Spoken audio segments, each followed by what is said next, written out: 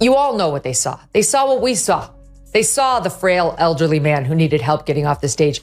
They're just too chicken shit to tell us about it because they accurately deduced that he could still be the Democratic nominee and they don't want to ding him up. Maybe you give Barbara a pass. Who gives a damn what this singer saw or says? But you know what? Jimmy Kimmel happens to be employed by ABC, which happens to have a rather large news organization. And he has been one of President Trump's most vocal critics. Where are you, Jimmy?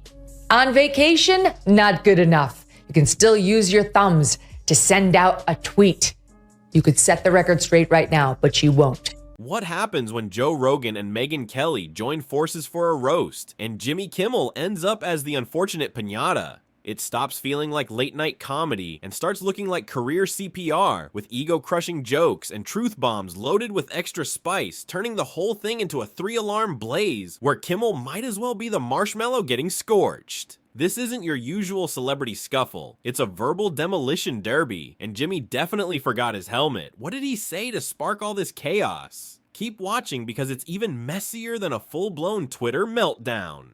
Yeah, all of a sudden the ideology shifts because so many people are compromised by this very thing that we were talking about before. The very thing that they use to control the media in terms of the news, they use it to control the media in terms of late night talk shows and monologues as well. It's the same influence because they're the same sponsors. The same people are spending the same money on the same networks. And it has an impact.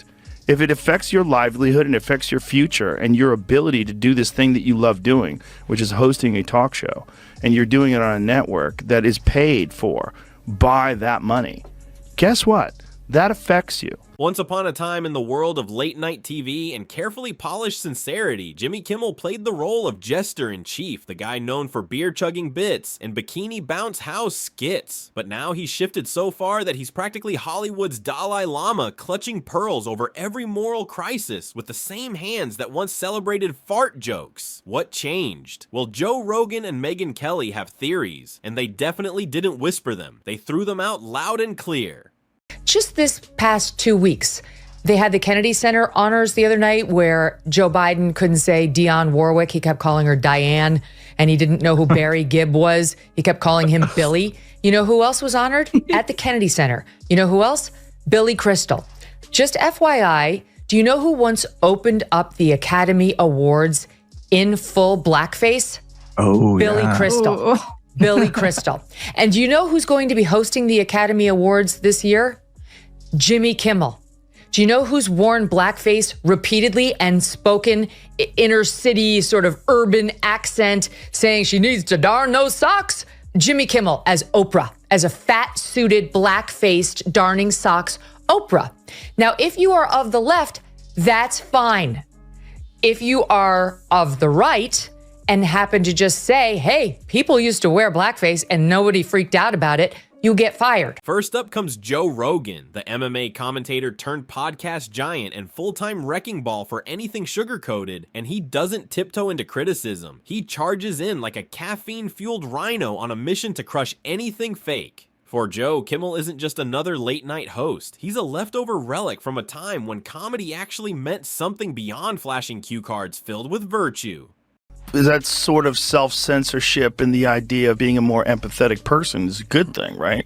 But as long as it's reasonable. Mm-hmm. But the thing is, the problem with that kind of stuff is it continues to go in the same direction where more and more things become forbidden and toxic. Rogan's view isn't really about personal drama, but more about a deeper kind of disappointment, because when someone builds a career on being the everyday truth teller, watching Kimmel shift into Hollywood's moral concierge feels like finding out your favorite dive bar now serves gluten-free kale shots with inspirational quotes taped to the glass. It feels like betrayal wrapped in a laugh track, and Kimmel's evolution, or devolution depending on where you're sitting, plays out like a full-blown satire sketch that practically writes itself.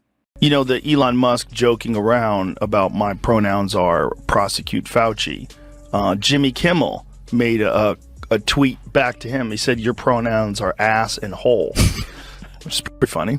But then... Did he really? Yes. And so then I read that, and there was people saying, please don't joke about pronouns. It's transphobic to joke about pronouns. So they were chiding him for participating in a joke about pronouns. So Jimmy Kimmel was doing it. He was doing it too. Yeah, he was doing it too. The man who once rode the edge of comedy like a wild rodeo bull now clings to a shiny moral compass that somehow always points straight toward the loudest applause. And Rogan, always hunting for authenticity, notices the rebrand from miles away. It's not just a shift, it's a full-on career Botox makeover. Nothing says I'm still bold like repeating the same predictable political message squeezed between jokes approved by HR, while Rogan's world stays messy, chaotic, sometimes wild, but always real, a place where people can disagree without bursting into moral flames. Yet Kimmel seems wrapped in the comfort of Hollywood's safe opinions, and what Rogan sees is someone who traded his comedic spirit for Instagram approval, once unpredictable but now completely beige. It's like watching a 90s punk rocker turn into a Whole Foods ambassador. Sure, he still cracks jokes, but now they come with warnings and legal labels. Comedy that once hit like a punch now feels like a corporate memo, especially in a late night scene that's been scrubbed clean for the algorithm, where Rogan looks around and sees clones with the same jokes, same politics, same punchlines, no risk and no bite, turning late night into a daycare for ideologues reading cue cards while Kimmel plays head babysitter. Got the Sunday morning show with Stephanopoulos into the evening Academy Awards broadcast with Kimmel, and ABC elevating, the blackface loving Kimmel. They, at the same time, fired Chris Harrison, host of The Bachelor, for trying to defend one contestant on The Bachelorette for saying, gee, I know I went to this antebellum party, a couple years ago. I guess I didn't see anything wrong with it. And all he said was, are we judging her by today's standards, or are we judging her by, old standards, whatever. He was basically trying to say, are we being too hard on her? Got fired. Chris Harrison has to be fired by ABC. I don't know why, because he's not a committed leftist, because he's not out there more saying all the terrible things about Republicans that Jimmy Kimmel says. So this is them saying, we get it. We're an ally, right?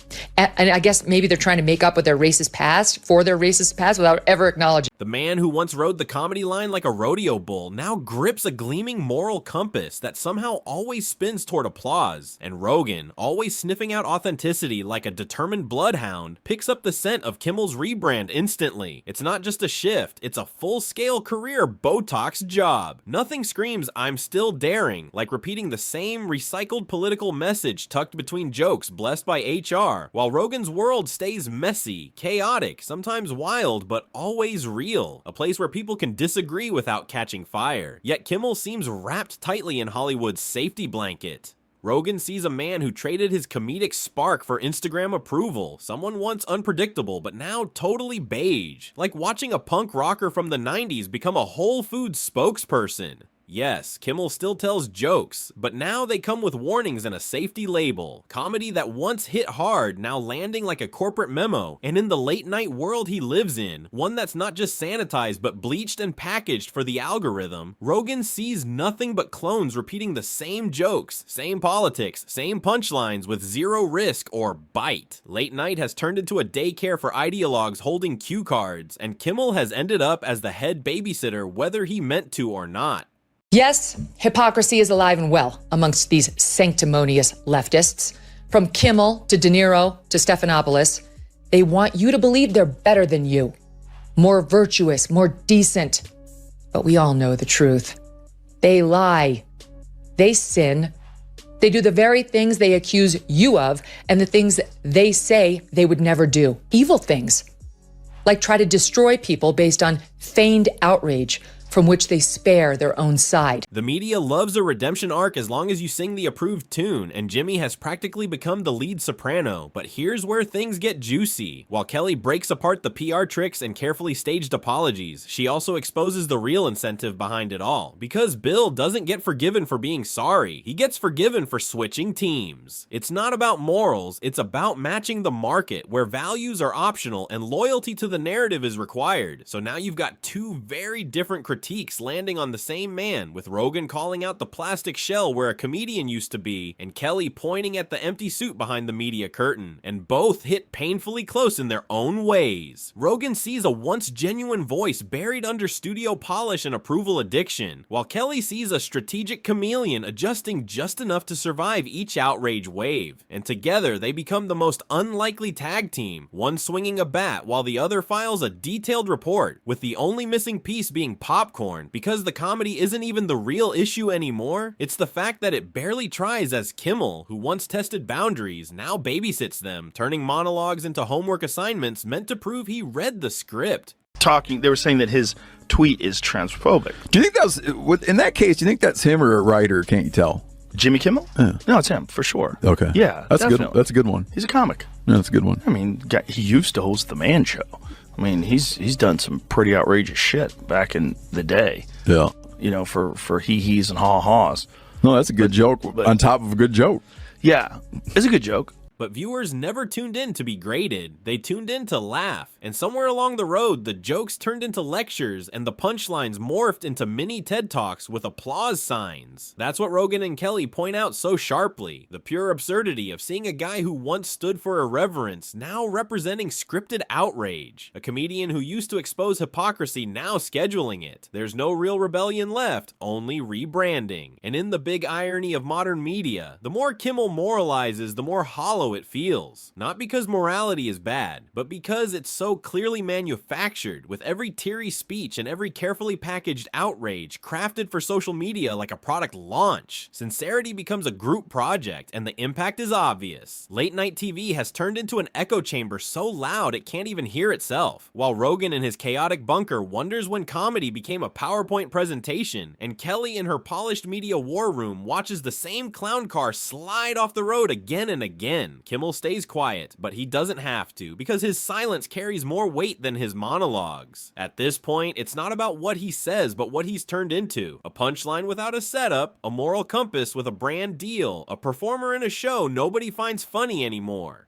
Now, I will tell you, he's not the worst. The Daily Show has the worst ratings. They only have 366,000 people watching that show.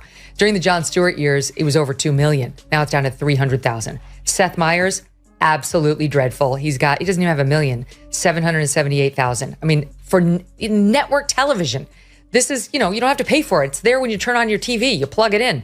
That's a dreadful number. Greg Gutfeld on cable, which you do have to pay for, it has more than double the numbers of Seth Meyers. Jimmy Kimmel, 1.5 million averaging, also equally horrible. They didn't even invite him to the roast. They just took one look at the whole act and called it exactly what it is. A sitcom without a script, a sermon with a laugh track, an empire built on irony now selling sincerity at half price. And this is where things start feeling like a Netflix documentary called The Day the Clown Cried for Ratings, because when Joe Rogan and Megyn Kelly both end up dragging Jimmy Kimmel through the same muddy puddle, one swinging like a blunt force caveman philosopher and the other dissecting him like she's prepping for a major courtroom battle, you know something deeper is bubbling under the laugh track. It all boils down to the sharp equation of authenticity versus performance, since Rogan's whole style is being raw, unfiltered, and bold enough to terrify PR teams, never trying to be lovable, which is exactly the appeal, while Kimmel has turned himself into something closer to a human press release, his once edgy comedic spirit replaced with polished messaging, a nicer hairpiece, and a moral high ground with a scenic view. They wanted to shut me down on being on McAfee. They wanted to shut me up from... Well, that was the Kimmel thing, right? Well, no. Did you ever talk to that dude? Have you ever talked to him? I've been on the show years ago, yeah. Would you ever have a conversation with him in person? Of course. Yeah, of course. Yeah. I mean, they wanted me to be on a show in the summertime after I got traded. Really? There, obviously been some things that he had said about me that made me go, I don't know if I want to do that. I'd rather... It's like watching a former punk rocker show up to a PTA meeting in khakis while passionately debating gluten-free cupcakes, because the man who once mocked Hollywood now is Hollywood, wrapped in branded virtue and sprinkled with whatever the internet approves this week. Rogan's take is that Kimmel isn't evolving. He's dissolving into a safe, soft puddle of applause, chasing goo, while Megyn Kelly steps in like a corporate HR investigator holding the receipts, not caring that Kimmel used to be funny, but fascinated by how completely he's been repackaged and sold. To her, the transformation looks too perfectly timed to be real growth. More like moral Botox that looks clean, but feels fake, and needs regular touch-ups to stay relevant. And together, Rogan and Kelly don't just critique the man, they expose the system he now thrives in, leading straight into the lost art of comedy. Remember when comedians actually took risks, made people squirm, maybe even rethink their beliefs? Those days feel gone, replaced by comedy that's been sedated, softened, and shoved into a merch store where every punchline must be approved by PR and sanitized for safety. I've got serious questions about whether any of this is true. I mean, in every job I've ever worked, I've had people who would jump through brick walls for me, and I can be a tough boss. I'm not an asshole, but I'll say, like, that was a shitty packet. Like, we need to do better. That was not okay. And the team, my team loves me and I love my team because we are all about putting out great work product. And I'm quick to compliment too. Like, what did he say? He basically said, are you okay? Seriously, do you need help? That's causing people to lose their hair? People need to toughen up. Your workplace is not your nana's lap. Rogan sees all this and practically shouts into his microphone about it, while Kelly notices the same problems and lifts a sharp eyebrow, yet both reach the same conclusion. We've traded real laughter for audience claps that reward what's ideologically correct instead of what's actually funny. It's comedy turned into a sermon, with Kimmel playing the self-serious preacher reading from the gospel of whatever's trending, and the media doesn't just encourage this, it begs for more, because the safer and more polished your content is, the more coverage you get.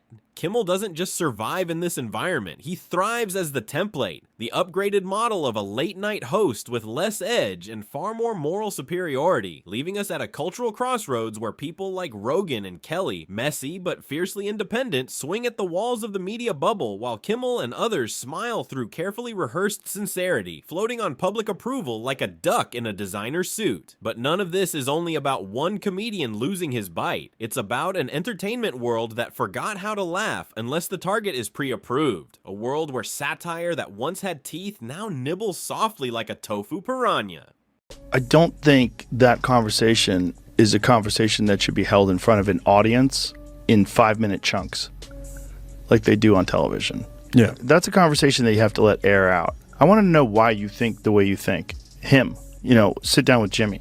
Why do you think the way you think?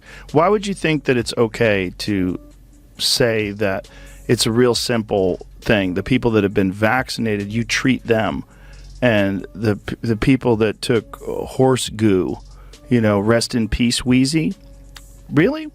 Is that really how you... It's about what happens when comedians stop challenging the powerful and start brunching with them instead. Because when comedy forgets who it's supposed to mock, the punchline doesn't just weaken, it turns tragic. If you need a picture, imagine a clown who once flipped tables now sitting calmly at one, sipping herbal tea while studio executives tell him how brave he is, and the crowd isn't laughing. They're clapping nervously, pretending the speech they heard was comedy instead of confession. So yes, Rogan swung the hammer and Kelly used the scalpel, but it wasn't just about Kimmel. They were dissecting the same thing, the artificial, calculated, and humorless core of modern media. And the wild part is the punchline actually hit, even though it wasn't funny. Late night used to feel like a 2 a.m. bar, messy, unpredictable, sometimes inappropriate, but honest. Now it feels like a corporate team building seminar hosted by someone who forgot how to be fun. And if anyone wonders where the spark disappeared to, Rogan and Kelly just handed them the map, because when Joe Rogan, the human Molotov cocktail, and Megyn Kelly, the PR assassin, both lock onto the same target, you don't get an interview, you get an autopsy. And the subject isn't just Kimmel, it's everything he now represents.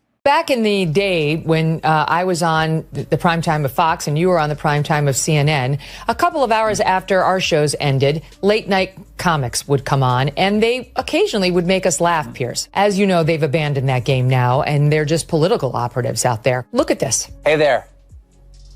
How are you doing? If you watch the show regularly, I'm guessing you're not doing great. It was a terrible night for women, for children, for the hundreds of thousands of hardworking immigrants who make this country go.